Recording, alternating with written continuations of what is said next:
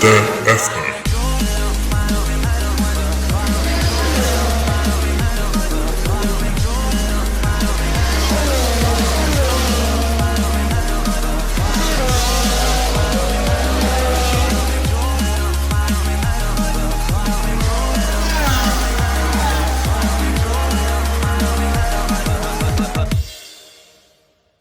Bonjour tout le monde et bienvenue à la balado-diffusion du Bulletin F1. Mon nom est Abdoussal et voici l'épisode numéro 54. Au menu cette semaine, on revient sur ce tout premier Grand Prix de Toscane disputé à Mugello en Italie. On va revenir sur ce Grand Prix chaotique. Alors, mesdames et messieurs, démarrez vos moteurs. C'est un départ.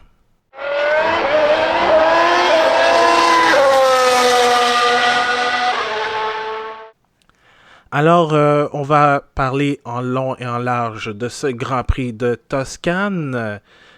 Et pour ce faire, on accueille en fait Ana Maria Mercado Lopez. Salut Ana Maria. Salut à deux. Comment vas-tu? Ça va bien. Oui, est-ce que tu t'es remise de tes émotions de la course de dimanche? Oui, on dirait qu'il y a un temps. Mais quand même, on Ouais. a perdu un podium. Ouais, c'était une course folle, vraiment folle pour ce tout premier Grand Prix de Toscane à Mugello qui accueillait un Grand Prix de Formule 1 pour la première fois parce que ce n'est pas la première fois que ce circuit toscan accueillait ces bolides. Évidemment, c'était pour des essais et le circuit appartient à Ferrari. Alors, je vais vous donner tout de suite les résultats de cette épreuve. Alors, malgré le carnage qu'on va vous expliquer tout de suite après, Lewis Hamilton sur Mercedes a remporté le Grand Prix devant Valtteri Bottas, deuxième place. Il s'agit de la 90e victoire de Hamilton. Donc, si tout va bien, il devrait égaler le record de Schumacher d'ici le Grand Prix de Russie à la fin du mois de septembre. Donc, Bottas deuxième. Alex Albon finit troisième. Il s'agit de son premier podium en Formule 1. Daniel Ricciardo sur Renault, quatrième. Sergio Perez, cinquième sur la Racing Point. Lando Norris, sixième sur McLaren. Daniel Kvyat, septième sur la AlphaTauri. Charles Leclerc, huitième sur la Ferrari. Neuvième, Kimi Raikkonen sur la Alfa Romeo. Et dixième, Sébastien Vettel qui marque le dernier point. Et il y a eu 12 pilotes qui ont terminé la course. Alors, ce qu'on va faire, c'est qu'on va revenir sur le Grand Prix dans l'ordre chronologique. Donc, le départ de ce Grand Prix avec Lewis Hamilton en pole. Mais étonnamment, Valtteri Bottas a réussi à doubler son coéquipier, en fait, dès les premiers instants. Et ensuite, ça aura été Bottas qui a mené la course pendant une dizaine de tours parce qu'il y a eu un accident qui a impliqué, en fait, Max Verstappen, qui a eu des problèmes de moteur juste avant sur la ligne droite. Le vainqueur du Grand Prix d'Italie, Pierre Gasly. Il y a eu aussi Kimi Raikkonen et Romain Grosjean qui ont été impliqués, mais eux ont pu continuer malgré des dommages. Et il y a eu Carlos Sainz qui a fait un tête-à-queue. Sébastien Vettel a eu un aileron un petit peu cassé, donc il a dû rentrer au puits pour le changer. Ana Maria, qu'as-tu pensé premièrement du départ de Bottas et deuxièmement cet incident du premier tour, est-ce qu'on doit tenir responsable quelqu'un? Mais qu'est-ce que je dirais de la Bottas c'était quand même un peu chanceuse dans la première tour. Je n'ai même pas remarqué quand j'ai vu qu'il était en avant, mais en même temps, on avait vu avant la course que la Red Bull de Max, il y avait quelques problèmes, mais pas de moteur, c'était plus électronique qui essayait déjà de régler. Mais ça là que quand ils font le départ, ben c'est ça s'est mal passé et tous les incidents après parce que Mugello c'est un circuit très étroit parce que quand tout le monde essaye d'avancer, c'est ça ce qui se passe et tu as vu qu'à chaque fois que la course était encore fait un départ, il y avait encore des incidents qui se passaient dans les circuits. Mais après que tout le monde y est revenu à la normale, à peu près, tout était comme tranquille. Oui, exact. Ça a été un très, très bon départ, je trouve, de Bottas. Quand même, et on l'a vu, il a été très rapide au cours de la fin de semaine. Il a dominé les 3 séances d'essai. Malheureusement, je pense qu'il aurait pu obtenir la pole. N'eût été du tête à queue d'Esteban Ocon. Donc, le fait qu'il soit devant Hamilton l'a aidé et je pense qu'il aurait donné un peu du fil à retordre à Hamilton quand même, n'eût été de cet accident derrière. Oui, bien sûr. C'était un peu difficile, mais tu sais que quand Hamilton il est à l'avant, il est quand même c'est bien passé parce que je pense qu'après le 12e départ, c'est que Hamilton a pris tout de suite la place en avant et après ça, c'était un peu plus difficile de le dépasser. Comme je disais, les circuits, oui, tu peux faire des choses à Mugello, c'est amusant, c'est un circuit à l'ancienne, mais il y a beaucoup de pièges. Oui, il y a beaucoup de pièges et le piège principal, évidemment, c'est le fameux, comment ça s'appelle? Ce sont les graviers, en fait. Et justement, je veux parler de ce qui s'est passé. C'est vrai que c'est étroit, puis on l'a vu, Verstappen, il est passé carrément de fusée au départ. Il a presque passé Hamilton à une tortue. Et malheureusement, avec tout ça, quatre pilotes, 4 voitures en fait, en fait, 4 voitures tout simplement à Mugello, ça ne rentre pas, puis malheureusement, Gasly a été une victime collatérale de cet accident en fait. Et je trouve que, je trouve personnellement, personne n'est tenu responsable, c'est juste un simple incident du premier tour. Et je crois que dans la situation où Verstappen était carrément lent, arrivé, je pense, c'était au deuxième, troisième virage à peu près. Personne ne pouvait rien faire, donc Gasly a été juste victime, une pauvre victime, tout comme Raikkonen et Grosjean, entre autres. Oui, mais je pense que si je me rappelle bien, le premier incident aussi, tu sais, il y avait la lutte de Carlos Sainz qui était très, très rapide.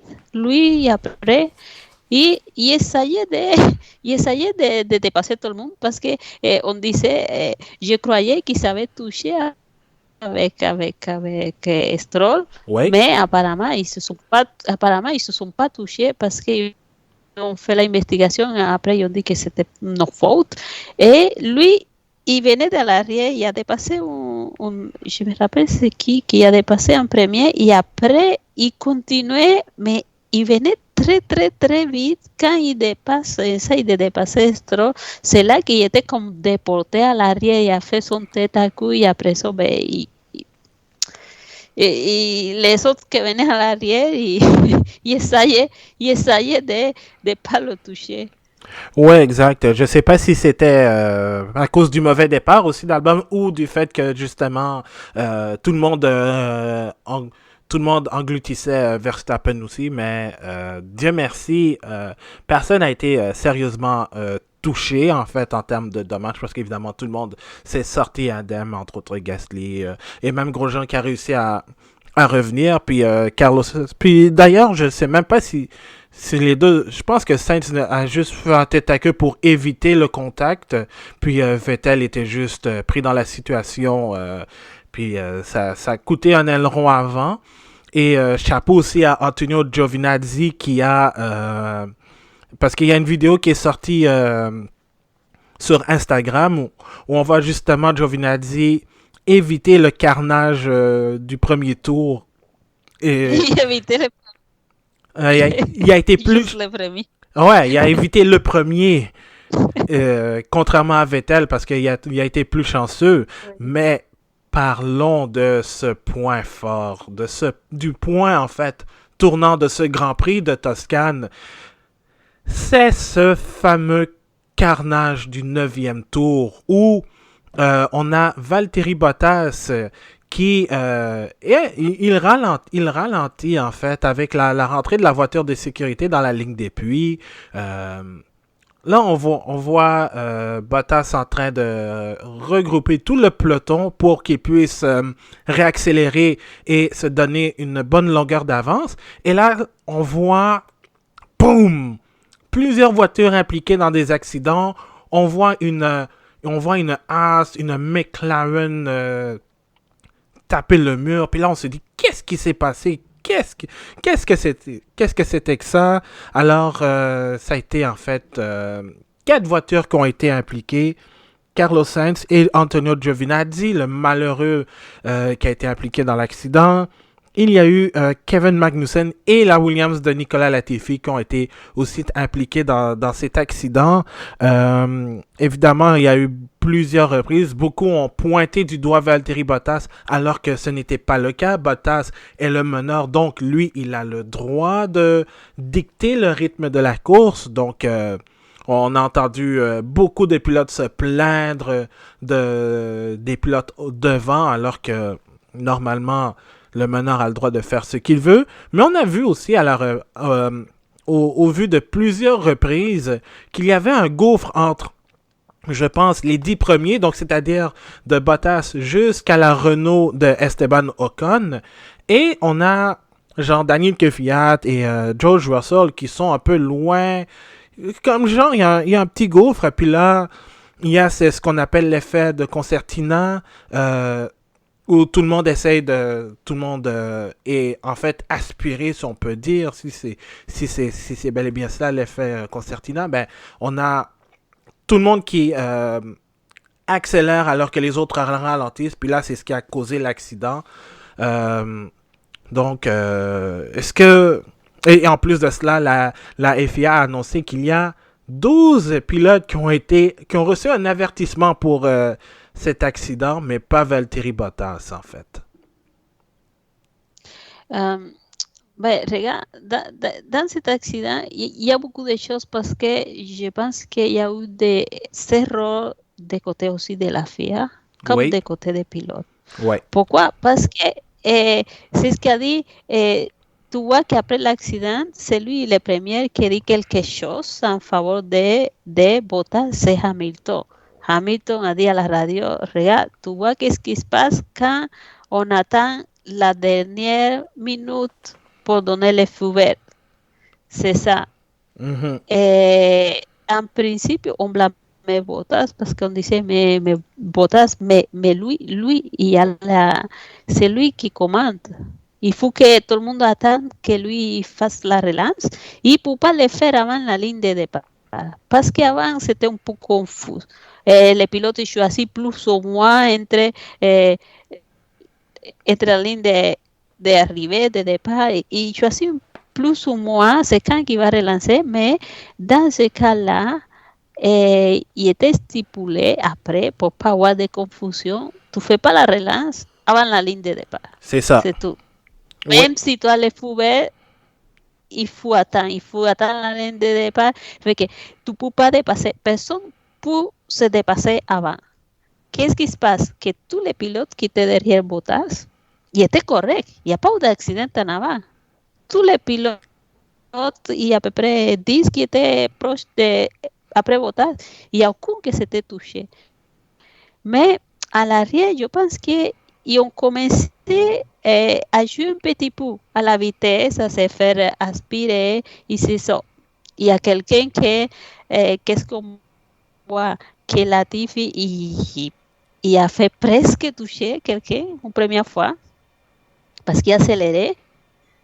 Et qu'est-ce qu'a fait Giovinazzi, parce qu'on blâmait Giovinazzi aussi, et on blâmait Magnussen aussi. Magnussen, il était correct. Mais Latifi, il essayait d'aller plus vite, plus vite, plus vite.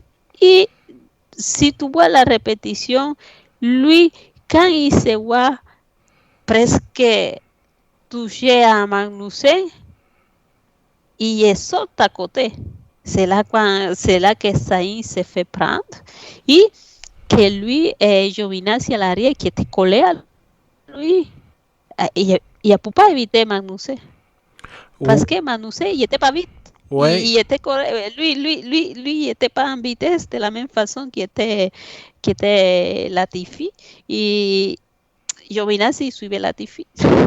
C'est ça qui se passe. Et je pense que là, il y a un peu, mais oui, la FIA a eu raison de blâmer quelques pilotes, mais quand même, il faut faire attention parce que Bottas, oui, il ralentissait, mais les feux il était donné à la dernière minute. Lui, et on disait pourquoi il ralentit, mais c'est ça qui s'est passé. Et qu'est-ce que j'ai pas aimé? Mais oui, la FIA accepte qu'il a fait l'erreur, mais comme, ok, j'ai fait mon erreur, mais c'est pas grave. On va blâmer les pilotes quand même. Non, écoute, moi je. Ben oui, comme tu l'as dit, la FIA a une certaine part parce que, bon, c'est sûr que la FIA s'est défendue en disant que on n'avait rien à voir, mais je pense que le mieux, c'est de justement, lors du Grand Prix de Russie, le 27 septembre, de justement parler de ça pour éviter que quelque chose du genre ne se reproduise plus. Entre les pilotes, mais aussi avec Michael Massey, parce que ce qu'on a vu, ça aurait pu être dangereux, là. Et Dieu merci pour le halo, parce que on a Carlos Sainz et Antonio Giovinazzi, là, qui ont été frappés vraiment violemment, là, surtout Giovinazzi, là, avec parce que j'ai malheureusement vu dans un cas de relance, justement, je pense que c'était une course au Japon il y a de cela 23-24 ans à peu près, là. Ben, j'ai trouvé ça sur YouTube, je vais pas le mettre parce que malheureusement, il y a quelqu'un qui est décédé, mais justement, il y a une voiture, parce que tout le monde avait ralenti, puis il y en avait une qui roulait encore rapidement, là, puis lorsque la voiture a frappé son adversaire qui était immobilisé, ben là, elle s'est projetée puis elle a frappé le panneau de signalisation, puis malheureusement, il est décédé sur le coup. Alors, c'était un peu grim à voir, mais Dieu merci, la sécurité a grandement été améliorée au cours des années. Et maintenant, la question, c'est de voir comment les pilotes vont agir en fonction de ce qui s'est passé, parce que ça aurait pu être... C'est quelque chose qui aurait pu être évité. Ouais. Au moins ils se sont fait un avertissement parce que, oui, peut-être, oui, la FIA a manqué y était en retard. Oui, c'est Bottas qui amène la danse, comme on dit, mais il faut faire attention, les pilotes, ils ne doivent pas accélérer s'il n'y a pas de place. Pourquoi? Parce que c'est comme un drapeau jaune. Tu ne peux pas dépasser avant. Si tu dépasses avant, c'est la pénalité. Et c'est ça. Et quand quelqu'un essaye de jouer avec, c'est ce qui se passe. Et je dis, oui, on était rapidement, on blâme Bottas, on blâme premier, c'est lui qui est en avant, on blâme après, c'est lui qui est en as. Mm-hmm. Mais oui, après toutes les répétitions, qu'est-ce que je vois que Latifi, il y a presque, depuis qu'il rentre, il presque frappé avant d'aller chez Magnussen, il a presque frappé Sainz avant. C'était comme la 12e fois que lui il arrivait proche y il se mettait à côté. C'est ça, mais cette fois-ci, c'est Giovinazzi qui était à l'arrière y c'est quand même des pilotes qui n'ont pas de grosse expérience non plus. Même Giovinazzi y Latifi, c'est presque son première année. Et que c'est ça. Ouais, exact. Puis je pense, bon, tout le monde essaie de dire comment ça s'appelle, George Russell qui a la faute parce que c'est lui qui est. Mais non. Non, non, c'est ça. Ben, c'est quelque Non, chose qui arrive. non, c'est pas. Je pense que c'est lui qui presque était touché en premier pour Lui, il a la été TV. extrêmement chanceux. Extrêmement Ouais. chanceux. Et d'ailleurs, on va en reparler justement de Russell un peu plus tard. Et cette course, en fait, après tout ce carnage, juste pour nettoyer les débris sur la ligne de départ, il y a eu un drapeau rouge pour un deuxième Grand Prix consécutif. Alors, c'était la première fois depuis Monaco et Canada 2011 respectivement qu'on avait deux courses interrompues sous drapeau rouge de manière consécutive. Et bon, après tout cela, après qu'on soit allé chercher un café, prendre un petit déjeuner, ou bien peut-être même c'était l'heure de la collation en Europe, ou bien c'était l'heure du souper un peu ailleurs dans le monde, c'est l'heure du deuxième départ. Donc, on recommençait au tour 10 sur 59. Et on a Lewis Hamilton, malgré des freins, malgré de la fumée qui sortait de ses freins, réussi à dépasser, a réussi à reprendre sa position face à Bottas. Et on a en troisième place une Ferrari, celle de Charles Leclerc, derrière Lance Stroll. Hamilton réussit à passer Bottas et pour une bonne partie de la course, disons dans la deuxième partie, Hamilton réussit à se distancer de Bottas.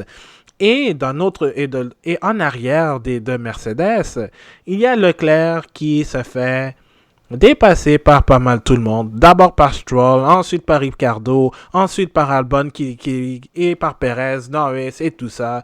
Et ensuite, c'était l'heure du fameux plan C ou plan D ou plan Z ou plan whatever. Malheureusement pour Charles Leclerc, il fallait s'y attendre. Ferrari sur ce circuit à Mugello qui est un circuit assez rapide où la plus basse vitesse, c'est à la quatrième vitesse, on s'attendait à ce que Ferrari se retrouve dans le bas du top 10 ou bien voire même ne pas marquer de points, mais dans les circonstances, ils ont été pas mal chanceux, mais sinon, je trouve que Leclerc s'est quand même bien débrouillé dans la situation, c'est juste Ferrari qui, encore dans la stratégie, a essayé de jongler. Ouais, c'est ça.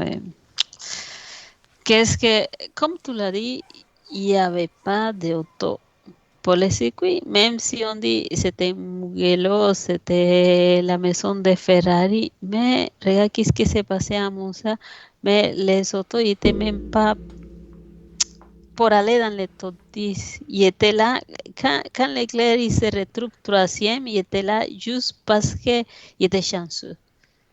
Il était chanceux, mais tu vois qu'est-ce qui s'est passé rapidement. Il commence à perdre des positions très vite. Et même que je pense qu'il s'est retrouvé huitième juste parce que Kimi Raikkonen était pénalisé. Oui, exact. Oui, Raikkonen a Oui, été c'est ça. pénalisé de 5 secondes pour avoir fait un Hamilton de lui-même en Ouais. Allemagne 2018 et 2019. Donc, c'est-à-dire, il est rentré très tardivement dans la ligne des puits, ce qui est interdit. Euh, Oui. c'est là qu'on blâme la fille encore parce que on applique la réglementation, ça dépend, on dit, ça dépend de qui les pilote, parce que on dit la réglementation est là pour tout le monde, mais à chaque course, il se passe quelque chose et on dit, mais oui, mais tal course, ils n'ont rien fait, maintenant ils pénalisent, c'est ça. Mais c'est bien. Raikkonen, il doit être pénalisé, il était bien pénalisé parce que il a pris une faute, c'est sûr, mais après on dit, oui, mais Hamilton 2 fois, il a fait la même chose et il n'était pas pénalisé, même que la semaine passée, quand il était envoyé à l'arrière pour un stop and go de 10 secondes, il était un peu fâché parce qu'il était surpris, il était pénalisé. Mais c'est ça. On dit la FIA et on demande toujours de constance parce que après les pilotes ils font n'importe quoi parce qu'ils disent mais on prend la chance. Peut-être ils vont me pénaliser, peut-être non, parce que je gagne beaucoup si me pénalisent pas, c'est ça. C'est ça le problème parce que oui, il y a quelques-uns qui disent bon, la prochaine fois on va s'essayer. Des fois ça marche pas. Ouais, ben écoute, si on peut donner une comparaison, un genre de précédent, ben Hamilton, je dirais plus Hamilton 2019 dans le cas de Raikkonen parce que en 2018 Hamilton lui il a rentré, il a tenté de rentrer au puits puis il est sorti. Mais en 2019, c'était l'inverse. Hamilton, il a eu son accident, certes, mais il est rentré dans les puits très tardivement, ce qui était le cas de Raikkonen. Donc, je crois que la pénalité est justifiée en son sens pour le Finlandais.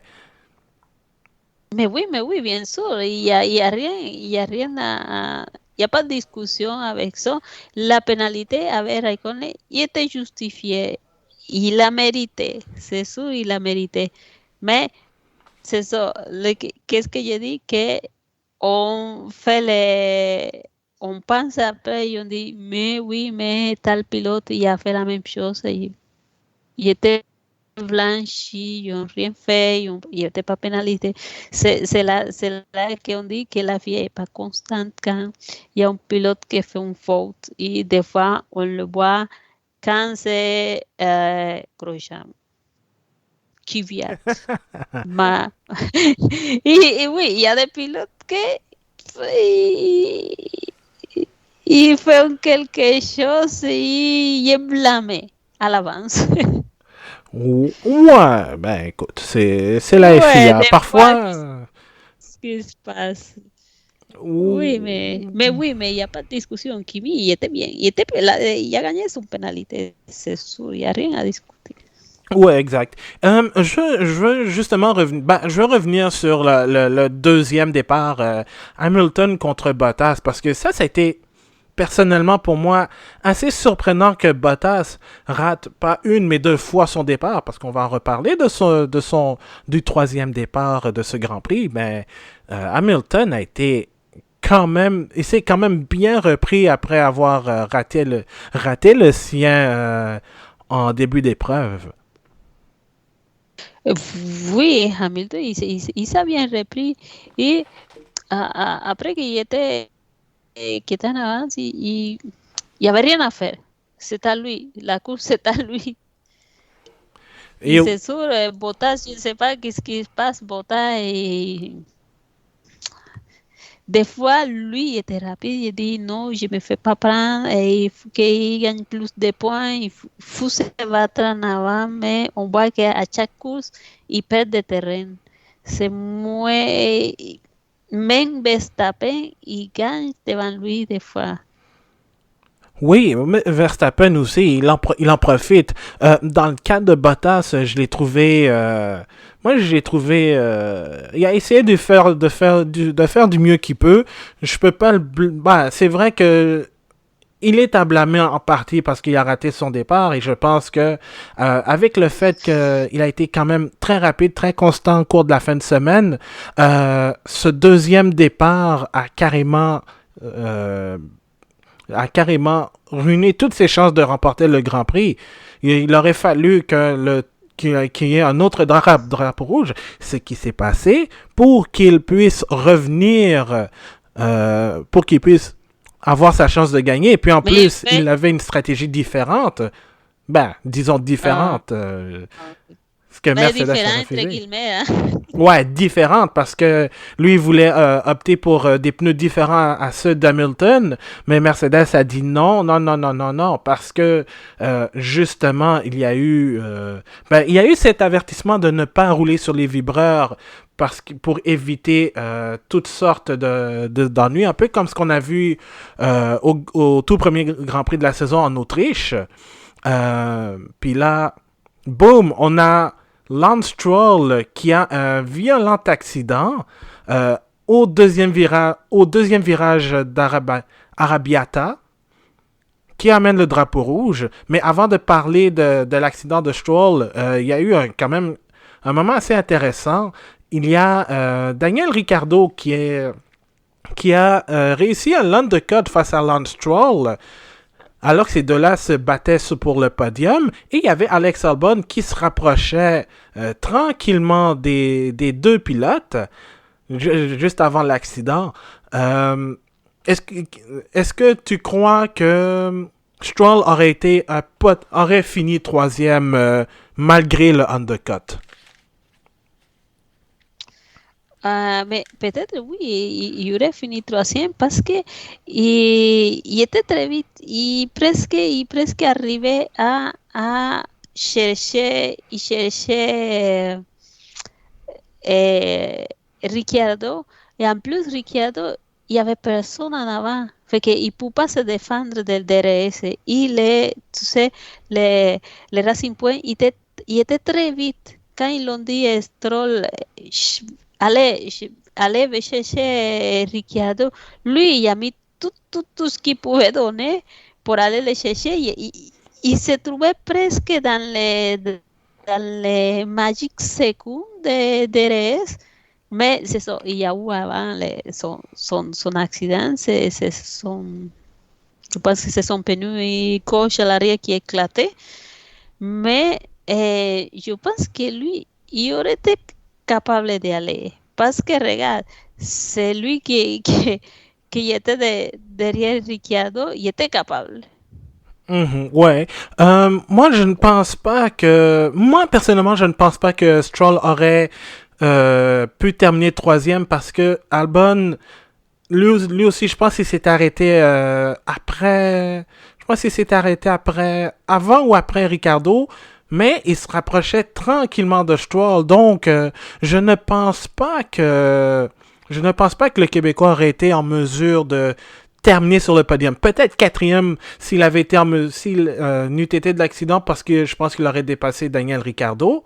Mais, moi, je pense que... Parce qu'il ne faut pas oublier que Stroll a les nouvelles pièces aérodynamiques que Racing Point a installé, étant donné sa position au championnat et non par favoritisme. Ça a toujours été comme ça. D'ailleurs, et je parle aux fans de Sergio Perez qui n'arrêtent pas de... ouais, je vais le dire, de shitposter... Il n'arrête pas de... Oui, c'est ça.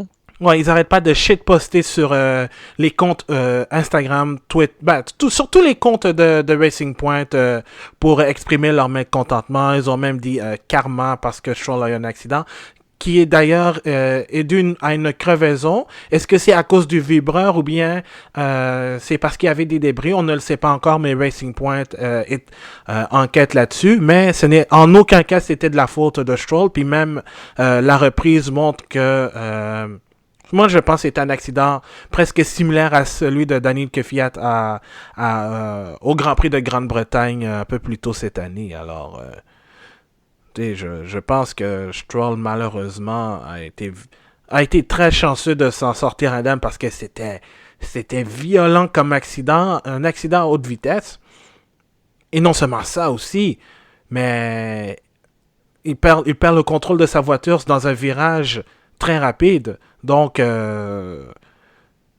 surtout sur un circuit, disons, à l'ancienne, avec des graviers, mais surtout euh, des barrières de pneus en plus. Puis on l'a vu, la barrière a été carrément endommagée, comme l'accident de Leclerc à Monza la semaine plus tôt aussi. Alors, Dieu merci. Là-dessus, la F1 a été, disons, les barrières de pneus ont fait le travail. Mais je dois dire que de voir les commissaires de piste tenter de rapatrier la voiture, de la remorquer. Autant c'était drôle, autant que ça ne l'était pas parce que la voiture a presque, la voiture a presque pris feu en plus. Oui, ¿cómo te dice? Y este es un peu dangereux quand ils ont ramassé la voiture aussi. Y on peut expliquer qu'il y avait un manque de personnel aussi pour la restriction qu'il y a les courses de F1, la quantité de personnel qui doit travailler et tout. Mais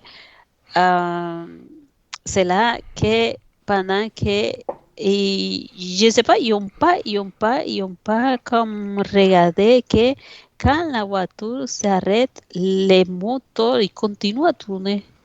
C'est ça, ils essayaient de reprendre la voiture, mais il y avait des bruits encore, les moteurs continuaient à tourner et c'est là qu'il a pris feu, il était un peu dangereux, se mettait de la y ensayé de éteindre les feux.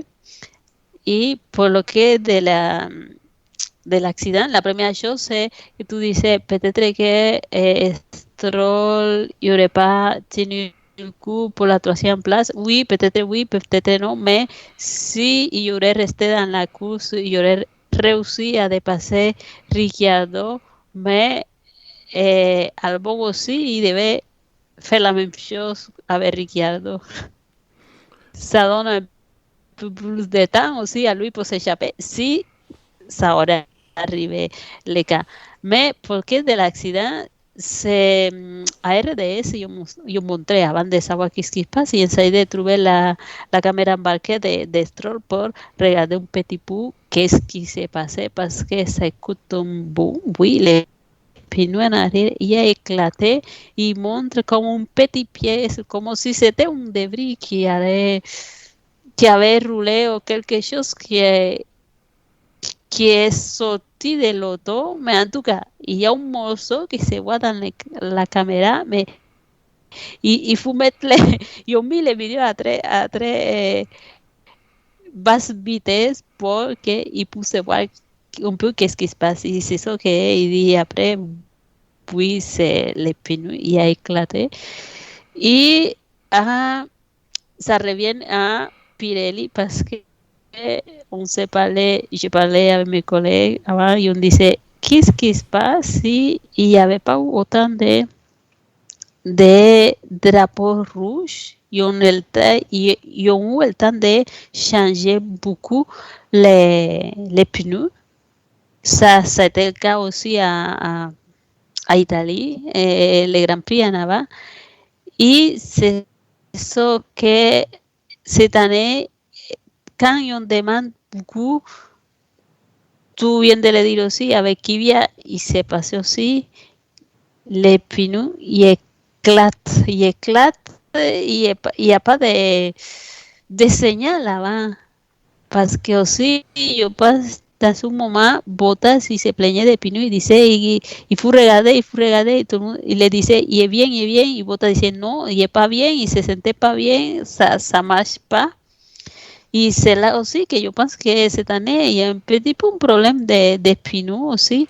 Et aussi, il y a des circuits que c'est différent. On va voir qu'est-ce qui va passer quand ils vont arriver à Portugal. Ah oui, Que à c'est Portugal. nouveau, ça c'est un gros test pour les pneus aussi. Pour tout le monde, pour les autos, mais ça va être un peu un test pour voir qu'est-ce qui se passe parce qu'ils le font un peu à la boucle. Ouais, et. Je suis assez y ça, à Portimao, je pense à Portimao, il y a des MotoGP aussi. Oui, oui, il y a une moto. Oui, d'ailleurs, il y Oui, aura une course, il y c'est aura une un course de cycle. MotoGP cette année. Oui, así ve que je pense qu'à Portimao, ils vont retrouver un circuit un peu à l'ancien aussi, parce que les circuits qui font les MotoGP, il faut qu'il y ait des graviers, un peu de gravier aussi, parce que sinon, les motos, de que ça c'est plus difficile à s'arrêter. Oui, parce que je veux préciser un truc aussi. Tu parles de Portimao parce que mais Mugello, c'est aussi l'hôte du Grand Prix d'Italie en MotoGP. Donc, c'est un circuit qui est classé grade 1 pour accueillir, grade 1 pour la FIA, pour accueillir justement des courses de Formule 1, mais aussi de grade c'est un circuit de grade 1 pour la Fédération internationale de moto. Donc, justement, les barrières, mais aussi tout l'aspect du circuit, les graviers, tu as même une zone de dégagement, mais tu as une genre de zone asphaltée aussi avant le gravier à certains virages, justement pour accommoder les motos. Deuxième précision aussi, tu parlais de la caméra embarquée de Lance Stroll. Pour ceux qui ont RDS, sur RDS Direct, vous pouvez justement suivre le Grand Prix. Vous pouvez suivre le Grand Prix à bord de la caméra, avec une caméra embarquée dans la voiture de Lance Stroll. Donc, si vous êtes abonné à RDS ou à RDS Direct, vous pouvez le suivre le tout en continu. Donc, c'est peut-être pour ça aussi pour ceux qui ont suivi la course dans l'intégralité, ont peut-être remarqué que c'était pas une faute de la part de Scholl. Et troisième précision aussi, le pneu l'accident de Kvyat à Silverstone, c'était pas dû au pneu lui-même, je pense que c'est juste la jante qui a brûlé et qui a tout simplement cassé. Donc, c'était pas tant un problème de. Comment je te dirais? C'était pas tant un problème de Pirelli lui-même. C'est c'est comme un réchauffement qui fait éclater les pneus ou quelque chose comme ça. Ouais, exact. Puis aussi, certains pensent que. J'ai vu ça aussi, que peut-être qu'il y avait encore des débris sur la piste à cause des voitures qui revenaient en piste. Donc, peut-être, on ne sait pas, mais on verra ce que Racing Point va nous dire concernant l'accident ou bien ce que Lance Stroll va dire. Donc, il y a eu... donc, l'accident de Stroll a amené un drapeau rouge. Et dans tout cela, c'était le troisième départ. Et c'était la première fois depuis le Grand Prix de Belgique 1990 qu'on avait 3 départs arrêtés. Donc, oui, j'avais lu ça, j'ai fait la recherche aussi. Oui, il y a eu il y a eu le Grand Prix d'Autriche 87 où il y a eu 2 carambolages au départ, mais Belgique 90 aussi, il y a eu 2 drapeaux rouges et donc 3 départs. Et ce troisième départ, en fait, a vu un certain Daniel Ricciardo prendre la deuxième place à Valtteri Bottas. Alors, avant que ce dernier, au tour suivant, ne reprenne sa place habituelle. Mais il faut quand même le dire, Daniel Ricciardo a connu toute une belle course. C'est vrai qu'on a été un peu critique avec Renault à cause de l'erreur de stratégie et aussi de leur performance à Monza. Mais force est de constater qu'à Mugello, l'écurie française a été quand même bien. C'est sûr, Ricardo a fait tout le travail. Ocon a été brouillon en qualif et malchanceux en course parce que ses freins ont énormément surchauffé. Donc, il a abandonné avant le début du deuxième départ. Est-ce que, Anna Maria, tu crois que Cyril Abiteboul va se retrouver avec un tatouage avant la fin de la saison? Tu sais, je ne fais pas confiance à Renault. Non? Mais je fais confiance à Ricciardo quand même. Mais c'est là à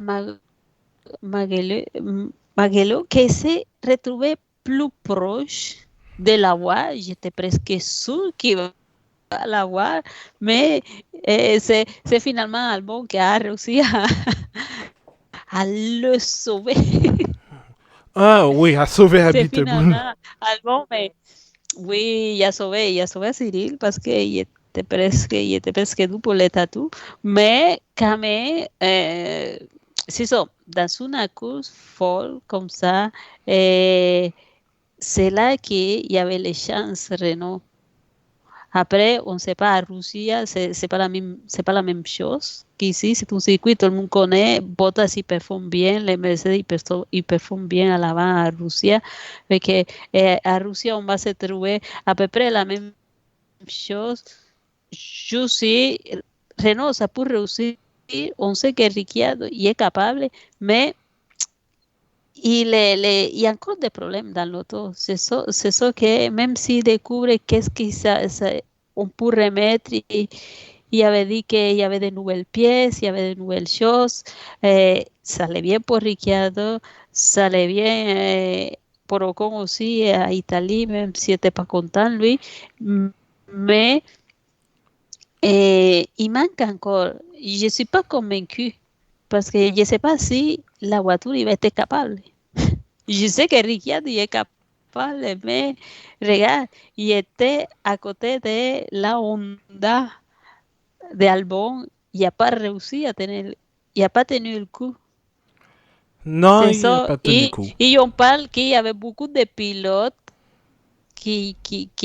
comme Stroll, qui s'est écrasé. Il y a beaucoup de pilotes qui ont eu des problèmes et ça fait que ça soit plus facile aussi pour Renault. Quand tu as 8 autos hors de la course et tu es là encore, c'est là que tu dois profiter.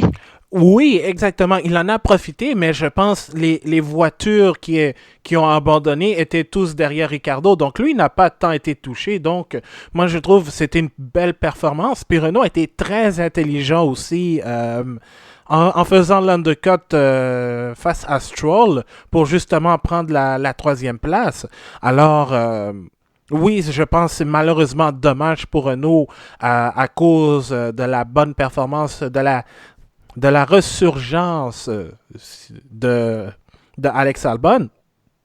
Alors, je trouve. Oui, y quelque chose que tú bien de dire avec l'undercut qu'on fait à Stroll, là, je profite pour dire, il n'était pas fort l'équipe avec la stratégie de Stroll, même que l'équipe il s'est fait critiquer beaucoup pour les Mexicains parce qu'ils pensent que c'est la faute de tout le monde que si Pérez il est à l'arrière, mais je disais que avec Stroll, pendant des courses, aussi des fois il y a des erreurs. La différence, c'est que Stroll, il ne se plaint pas de l'équipe, il ne dit pas qu'on fait des erreurs à son arrêt, il dit rien, il juste inside de,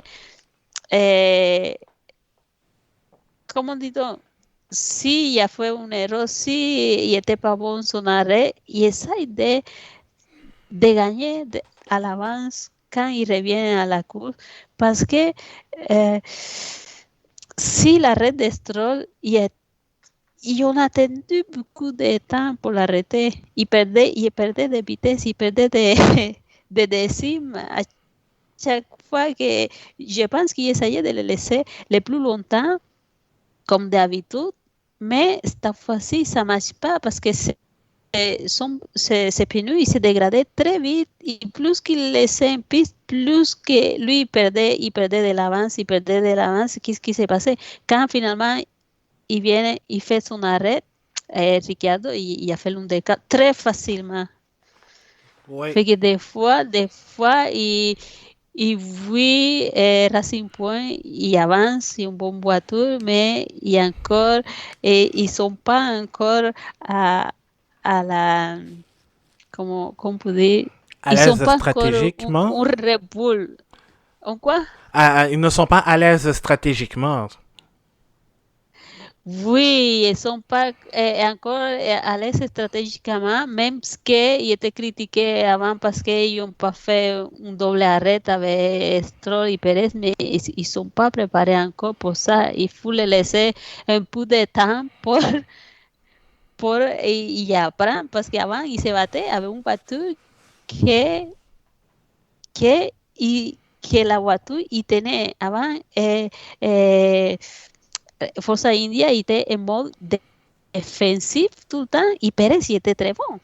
Y attaquait pas. Et juste qu'il tenait, c'était difficile de passer à la défensive. Il était bien, c'était pas une voiture très bonne, mais il luttait parce qu'il se laissait pas doubler tout le temps. Mais maintenant, il y a une voiture qui il peut aller se battre. Et quand la voiture il va aller se battre, mais las stratégies, il faut qu'il change. Il doit changer la mentalité aussi. Il doit se préparer pas pour tenir, pas pour retenir, et il faut se préparer pour aller chercher plus de places, le plus de places possible. Et c'est là que on va attendre, peut-être d'ici l'année prochaine, ils vont être plus à l'aise avec ça. Ouais, et je pense que Racing Point peut justement en matière de stratégie, s'inspirer de Renault pour au moins maximiser leurs chances de réussir de bonnes stratégies comme l'undercut de Ricardo face à Stroll. On a parlé aussi de Alex Albon. Finalement, un podium. Finalement, après la blague facile, c'est parce que Lewis Hamilton était loin devant, certes, mais au moins Albon a pu capitaliser en fait sur ce troisième départ. Mais c'est ça, moi je pense qu'on aurait eu, si Stroll n'avait pas eu cet accident, on aurait eu une belle bataille entre Albon, Ricardo et Stroll. Moi, je le disais un peu plus tôt. Oui, Albon, de toute façon, je pense, sans ce deuxième drapeau rouge, aurait, aurait rattrapé les deux pilotes facilement. Il a connu un mauvais départ. Il s'est bien repris. Un beau dépassement sur Sergio Perez.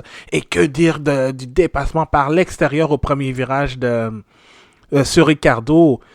Moi, je pense que personnellement, ça va lui donner des ailes parce que il a connu une bonne séance de qualification quand même.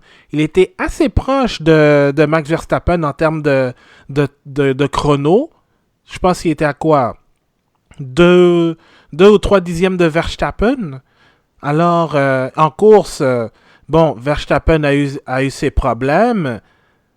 Mais Albon a été capable de capitaliser là-dessus, de profiter justement de l'abandon de son coéquipier pour obtenir le podium, marquer de gros points pour Red Bull, même si l'écurie est quand même assez confortable au deuxième rang. Alors, moi je trouve que oui, Ricardo a obtenu le titre de pilote du jour, mais Albon le mérite tout autant parce que il a été capable de capitaliser. C'est juste dommage parce que les gens voulaient tellement voir Ricardo sur le podium et Cyril Abiteboul avec le fameux tatouage. Mais Albon a fait du bon travail et je pense que si ça peut lui donner un gros boost pour la suite de la saison, ça va donner au moins des arguments à Red Bull de le garder pour la saison prochaine. Oui, c'est ça. Et en plus, parce que si on voit tout ce qu'il fait Albon l'année passée, à chaque fois que l'équipe a besoin de lui, parce que Max n'est pas là et abandonné, lui il était là pour justement capitaliser et gagner des places. C'est qu'il fait bien son travail. Oui, des fois, il n'est pas en avant. Des fois, il est durement critiqué, lui, mais on ne donne pas la chance beaucoup parce que, rappelle-toi qu'il atterrit en Red Bull juste comme ça, sans pas toucher l'auto. Jamais, il va passer s'il va arriver à Toro Rosso, mais lui il apprend, si on lui donne la chance d'apprendre, mais quand il faut aller chercher, il est capable, lui est capable. Je pense que ça serait bon qu'il reste parce que, oui, on dit, mais Gasly vient de gagner une course, il faut que se rende compte qu'il est capable, oui, mais Gasly est très confortable dans son Alpha Tauri. C'est ça le problème. Et on exagère, mais dès qu'il est arrivé à Red Bull, c'était pas le même pilote qui est capable de gagner des courses à Alpha Tauri. Tant que Albon, il n'y a pas l'air, comment se dit, il n'y a pas l'air stressé. Ça ne le dérange pas. Je ne sais pas, quand je vois Albon, c'est pas un pilote qui est comme dérangé pour Max Verstappen. Je pense qu'il ne se préoccupe pas pour qu'est-ce qu'ils font avec Max. Il se préoccupe juste pour qu'est-ce que lui il fait dans sa course. C'est ça pour la différence entre Gasly qui voulait tout contrôler. Il était toujours il faut battre Max, mais non, mais si tu te mets il faut sortir de la tête qu'il faut battre Max. Parce que si tu es son coéquipier, ton travail est travailler pour l'équipe y tú sais que Max y el buena nada Max c'est une autre chose. Fait que c'est ça le problème de Gasly, c'est que lui quand il arrive à Red Bull dans sa tête c'est il faut battre à Max, mais ça marche pas comme ça parce que Max il reste en avant et lui était tout le temps stressé parce qu'il rien marchait et c'est quel réglaje qu'on mis à Max, pourquoi ils n'ont pas mis à moi. Et là, c'est qu'arrive le pilote, il n'est pas concentré dans la course, il se préoccupe pour beaucoup de choses, il faut que lui, il pense juste dans sa course à lui, plus d'autres choses et c'est ça qu'avec ça, Albon, il est plus confortable, il n'est pas préoccupé pourquoi est-ce qu'il fait Max, si tu l'avance, s'il gagne des courses. Non, non, il fait ces choses à lui. Quand il est capable. Des fois, il fait des erreurs, oui, c'est sûr, mais il est un peu plus relax, je dirais. Oui, je trouve aussi, mais moi, je ne pense pas qu'il... Oui, c'est sûr qu'il a Max Verstappen comme coéquipier, mais je pense que lui, il se concentre vraiment sur ses performances. Mais je ne pense pas qu'il veuille se comparer à Max Verstappen. Je pense que c'est plus les Red Bull ou la direction de Red Bull ou nous, les partisans, qui faisons croire que Albon se concentre sur Verstappen et non sur lui. Je trouve qu'Albon a fait... Oui, il a été excellent, mais la plupart du temps, même quand on ne le voit pas, il a fait le travail quand même. Alors, c'est pas une question d'être. C'est sûr que être devant Max Verstappen, c'est très compliqué. Parlez-en à Daniel Ricciardo, mais Ricciardo, comparé à Gasly et à Albon, c'est un vétéran. Albon Ouais. en est à sa deuxième saison en Formule 1. Là, il vient de compléter une année complète chez Red Bull. Alors, il le sait que c'est très compliqué de battre Max Verstappen. Alors, il fait du mieux qu'il peut. Puis, ce qu'on a vu à Mugello, c'était tout simplement du très bon travail, malgré le fait, comme je l'ai dit, qu'il ait raté son départ. Alors, je trouve que l'écurie, et comme quand il a dit merci de me soutenir, thanks for sticking with me. Moi, je pense que c'était quand même assez éloquent de sa part de dire ça pour le remercier de l'avoir soutenu. Peut-être que c'est ce qu'on aurait dû voir chez Pierre Gasly lorsqu'il était chez Red Bull, mais ce dernier non plus ne s'est pas aidé avec les performances. Alors, Tu vois, c'est pour ça que je dis, je pense que Albon, lui, il fait sa saison à lui. Il ne se préoccupe pas tant de Max Verstappen. Alors, je trouve que c'était une bonne course de sa part et je suis très content de voir au moins que ce premier podium, premier podium finalement va être quelque chose qui va lui donner un peu plus de joie, un peu plus de boost aussi. Alors, j'ai hâte de Oui, voir ce qui va se passer en Russie. oui, on dit des fois que, ben, moi je dis aussi, on mérite rien, il faut qu'on gagne, mais je pense qu'Albon, il a mérité ce podium, il l'a gagné, et en plus, on l'a vu déjà 2 fois, presque au podium.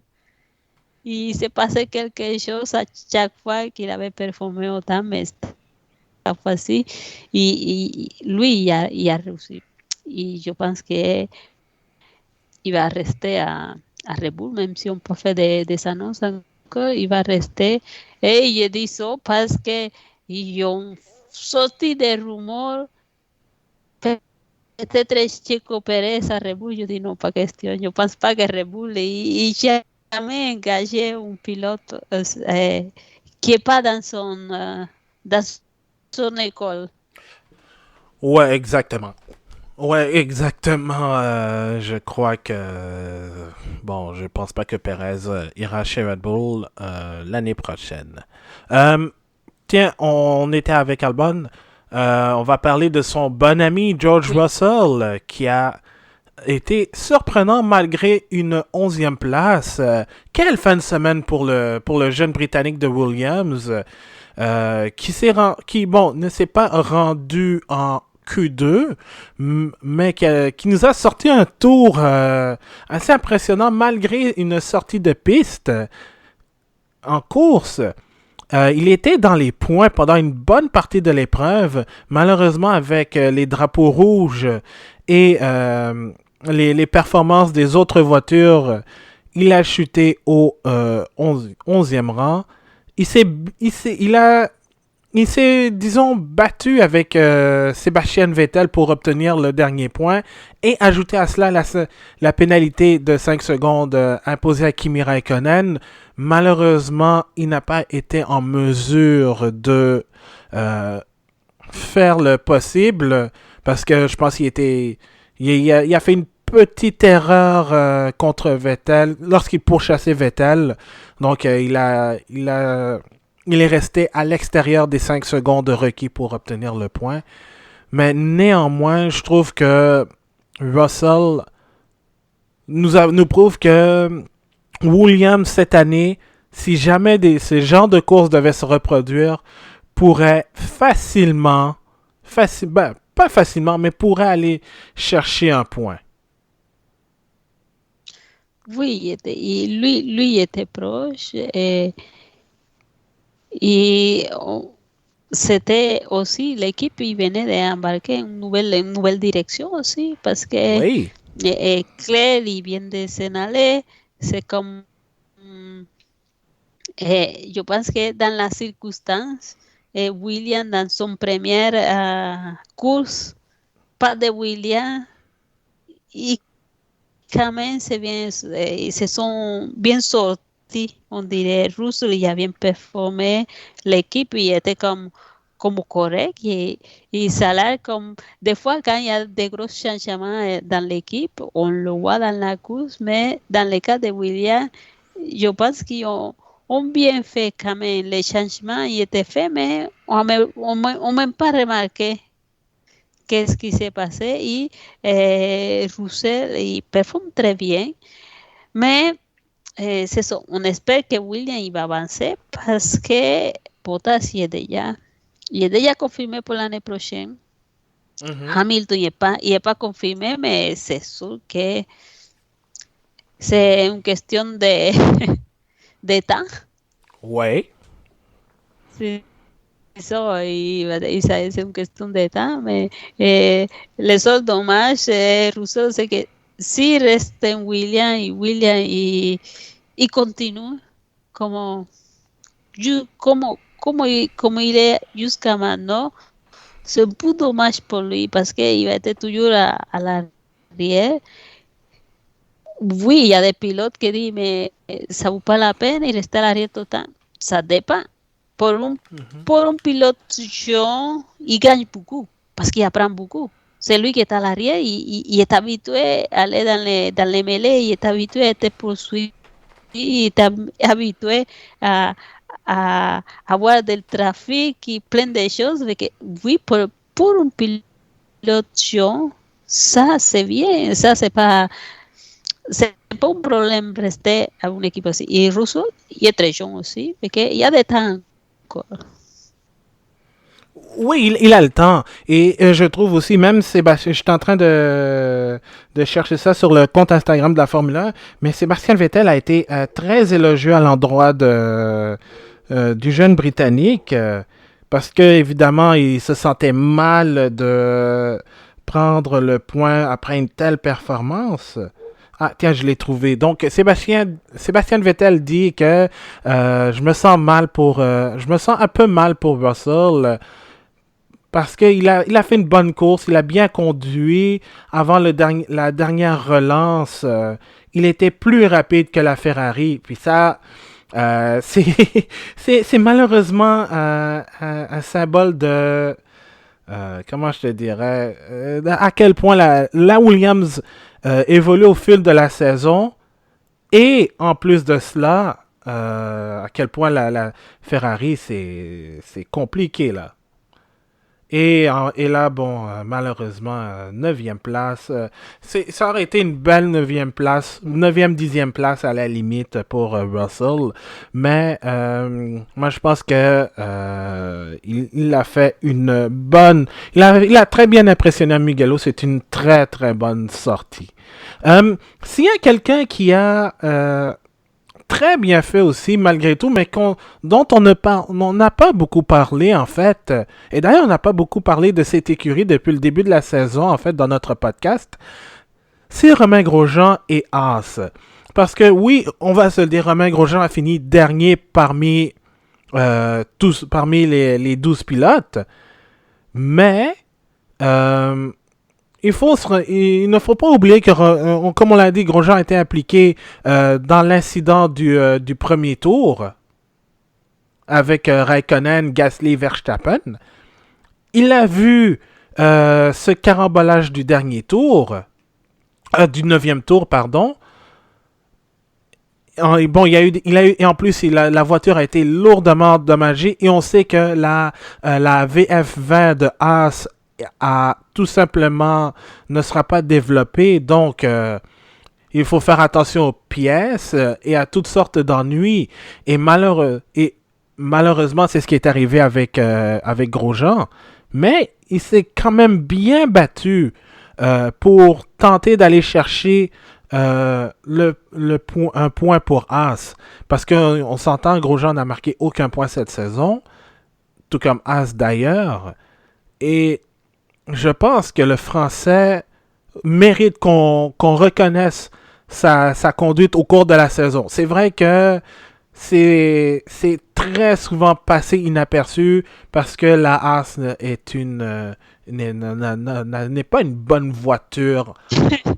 Ça, il faut se le dire. Mais Grosjean fait... Ça excuse pas Grosjean des fois. Non, c'est ça. Ça excuse pas Grosjean, mais il faut le reconnaître quand même que Grosjean fait relativement bien. Et à Mugello, il a été quand même bon.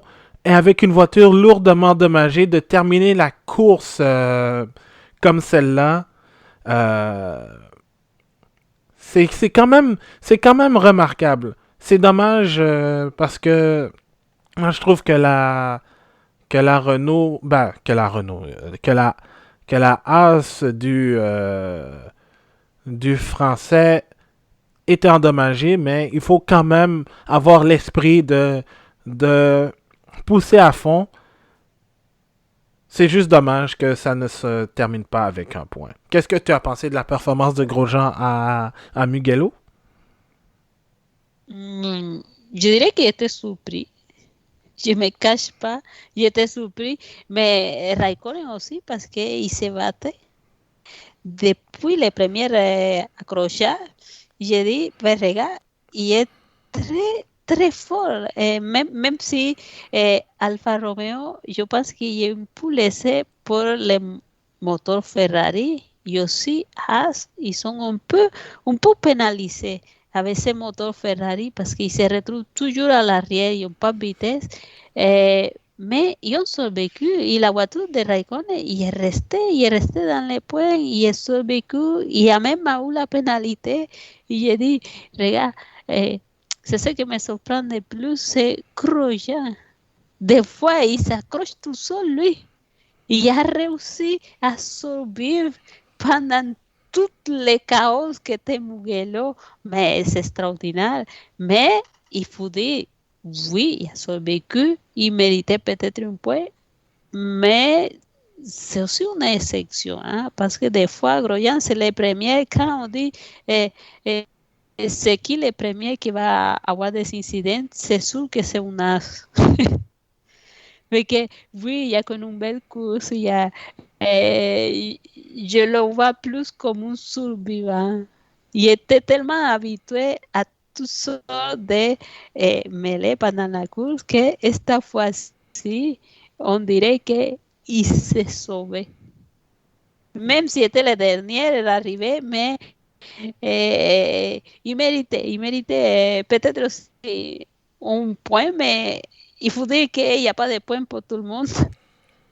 Ouais, non, c'est ça, on peut pas donner des points, ce sont les 10 premiers.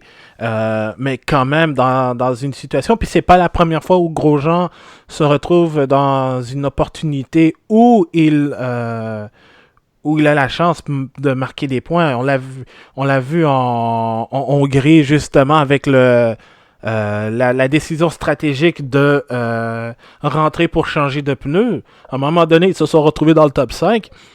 Mais malheureusement, il y a un contact avec Alex Albon dont il n'est pas responsable, a carrément ruiné le reste de sa course alors que Magnussen a fait mieux. Et, quand je regardais le classement, je pense que Grosjean était dernier encore. Il était dernier au classement du champion. Au classement, alors c'est quand même dommage de ça. C'est quand même dommage parce que je trouve que le français. Lui est dernier, même, même Nico Hülkenberg, il est passé en avant. Ouais, Nico Hülkenberg, mais c'est parce qu'il conduisait une Racing Point qui est 3 fois meilleure que la Haas de cette année. Alors, ce qui était quand même bon, c'est sûr avec le temps d'adaptation aussi, ce qui est encore plus remarquable de la part d'Hülkenberg. Mais Grosjean quand même, je trouve que il fait quand même bien. Je trouve pas qu'il surconduit, il conduit en fonction de la voiture. Il fait pas trop de. Et il s'est tenu tranquille quand même. C'est vrai que on le reproche beaucoup ses erreurs, mais cette année, je trouve, bon, à part le premier Grand Prix de la saison, il a été même s'il y avait un problème mécanique après tout. Il s'est tenu tranquille, pas fait d'erreur, pas été impliqué dans des accidents. Alors, Grosjean a fait du très bon travail quand même. Alors, Mais quand même, après autant d'années d'expérience, il retrouve sa sagesse. non, c'est ça. Non, on ne retrouvera pas, on ne retrouvera peut-être pas le Grosjean de 2013 où il a été excellent. Mais on retrouve un Grosjean qui. On retrouve le Romain Grosjean de Haas 2018, je te dirais. Pas 2016, parce que il a été exceptionnel avec Haas en 2016. Moi, je dirais plus 2018, dans les circonstances. Mais évidemment, c'est à voir parce qu'on s'entend, comme je l'ai dit, la Haas la Haas de cette année ne sera pas développée. Donc, autant Romain Grosjean que Kevin Magnussen devront faire avec. Puis en plus, on sait que évidemment, il joue sa saison parce que autant lui que Kevin Magnussen, leur contrat se terminerait à la fin de la saison. Alors, il doit prouver qu'il a encore sa place avec Haas. Oui, mais c'est ça. Mais d'habitude, il garde les pilotes, mais cette année, je ne sais pas ce qui va se passer parce que il y a un pilote en liberté que peut-être ya c'est son choix ou Alfa Romeo, que c'est Sergio Pérez, même si lui dit qu'il cherche une voiture compétitive. Ça, là, il ne va pas trouver. Parce que Non. toutes les voitures compétitives, ils sont tous déjà pris. Oui. Parce qu'il resterait Alfa Romeo, mais je ne pense pas que Alfa Non, ils Romeo vont pas. soit intéressé à Romain Grosjean, en fait. Non. C'est pas. On va voir qu'est-ce qui se passe, mais euh, peut-être Haas va continuer avec les mêmes programmes. Ouais, ça va dépendre. Ça va dépendre, en fait, de la décision de Gene Haas et de Gunther Steiner. Euh, avant de terminer ce podcast, petite impression. Est-ce que, est-ce que tu as adoré le circuit de Mugello? Est-ce que tu crois que si jamais l'opportunité devait se présenter, la Formule 1 devrait retourner à Mugello? Mais oui, bien sûr, ça serait une bonne idée, mais aussi ça serait une bonne idée qu'ils mettent des graviers pour les autres circuits à la place de mettre d'asphalter tout. Et comme ça, on va avoir plus de courses qui se ressemblent à Mugello. Je suis d'accord, oui et non. Parce que oui, je pense qu'on devrait ajouter un peu plus d'asphalte, mais il faut aussi pénaliser le pilote. Il faut aussi pénaliser le pilote si jamais il fait des fautes, il commet des erreurs. Non, c'est ce que je disais, Ah, c'est ok. le contraire. À la place de mettre de l'asphalte, il faut enlever l'asphalte et mettre des Ah, oui, graviers. oui, Comme oui, ça, les excuse-moi. pilotes ils vont apprendre à se tenir dans la ligne de course. Oui, exact. Mais ce serait juste de renforcer en fait les protections. C'est juste ça que je désire parce que, soyons honnêtes, c'est un circuit de la vieille école. Mais, Oui. Il faut changer des choses, surtout les modes de pneus. Il devrait être changé. Parce que, tu sais, ici au Canada, ils ont tout changé ça pour les Tech Pro. Que avec les Tech Pro, ça passe pas comme l'accident de Stroll. Ça aurait été un peu moins compliqué avec les Tech Pro. Parce que c'est ce qui s'est passé ici 2018. Stroll il venait un pérdre de contrôle à la curva 6 proche de Casino il s'écrasait tout droit sur les Tech Pro parce qu'il venait de Temi et tout le monde était correct. ouais, Et plus facile la voiture, il ne reste pas coincé non plus. c'est vrai. Mais je pense aussi, et je pense aussi, tu vois, j'ai quand même l'impression que au moins, on l'a vu, c'est ça, les barrières Tech Pro. C'est ça, ce sont les barrières Tech Pro, en fait, dont tu parles. Je pense, et je me demande, est-ce que, avec la vélocité d'un accident comme ce qu'on a vu avec Lance Stroll et Charles Leclerc à Monza, est-ce que est-ce que ça va être assez suffisant? Probablement. Oui, ça. Oui, ça sort plus les coups parce que quand je te parle de l'accident de Stroll ici au Canada, j'étais là même dans la pro, j'étais là dans les estrades, ça cogne, c'est fort, mais les Tech Pro, il y a plus les coups, la force de l'impact et que ça fait moins de dommages sur les pilotes. Ça peut-être il fait plus de dommages sur la voiture, mais pas sur les pilotes. Ouais.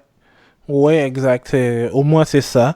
Et Euh, c'est pour ça qu'il lève les pneus, parce que ça s'est passé aussi à Russie, un gros accident de Sainz, il est oui. resté, comme il rentrait dans la barrière, il est resté coincé dedans. Lui était dans l'auto, mais il était coincé. Oui, c'est vrai, c'est vrai. C'est un accident. En plus, où il a tapé le mur en début de freinage et la voiture, sa Toro Rosso était encastrée dans le mur de Tech Pro. Donc, au moins, puis je pense qu'il y a eu... C'est à 12, c'est pas les, lui était encastré sur les pneus, les murs de pneus. C'est pour ça qu'il change les pneus pour les Tech Pro, parce que dans les Tech Pro, l'auto, il rate pas dedans. Ah, mais je sais pas si l'accident de Sainz dont tu parles, il y avait des pneus. Il faudrait que je revoie l'accident, mais je pense que c'était un Tech Pro. Par contre, je peux te dire que s'il y a un accident que je me souviens d'une voiture qui était encastrée en dessous en dessous des murs de pneus, c'est Heikki Kovalainen en Espagne 2008. Ça, c'est ce dont je me souviens. Parce que lui, il a eu un gros accident et ensuite, il s'est retrouvé en dessous du mur de pneus, en fait. Sans blessure, heureusement. Mais je sais pas, faudrait qu'on revoie l'accident, mais je parle de Sainz en Russie. Donc oui, je pense qu'il devrait y avoir quelques améliorations au niveau de la sécurité, au niveau des barrières de pneus. Sinon, moi, je trouve que ce circuit, il est très rapide, il est très très bon. Et comme on l'a dit, c'est un circuit qui ne pardonne pas. Alors, je pense que... Et en plus, tu peux avoir plusieurs lignes, surtout au premier virage, tu peux avoir plusieurs lignes de course. Alors, c'est ce qui rend ce circuit assez intéressant.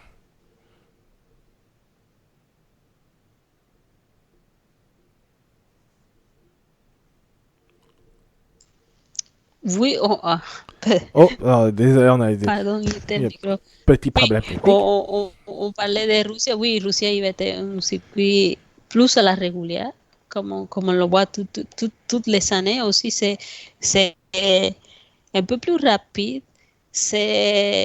On ne s'attend pas que les Ferrari vont, pas, ils vont faire de bonnes performances là-dedans. Ça va être un peu pire encore, mais on va voir qu'est-ce que ça va donner pendant les fins de semaine de Russie. Oui, exact. De toute façon, même si j'aime le circuit de Sochi, je pense, à moins qu'il arrive quoi que ce soit, je pense pas qu'on va avoir beaucoup Non, d'action à j'aime pas Sochi. Sochi. Non, c'est ça, c'est pas un circuit, c'est pas un circuit, Non, c'est pas le préféré non, de tout le monde, si on non, peut se le dire. pour moi, Sochi, c'est pas le préféré de tous les calendriers après Monaco. Oh, ouais, Monaco, ouais, ça c'est autre chose, Monaco. Alors, on va terminer là-dessus.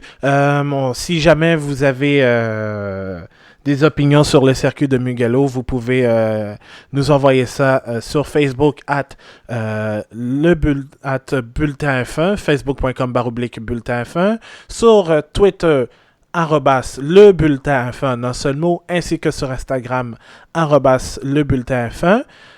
Nous avons notre site internet bulletinf1.com où vous pouvez lire les chroniques d'avant-course, les top et contre-performances après chaque Grand Prix, puis quelques chroniques entre Grand Prix. On a aussi notre podcast Histoire de F1 qui va revenir la semaine prochaine.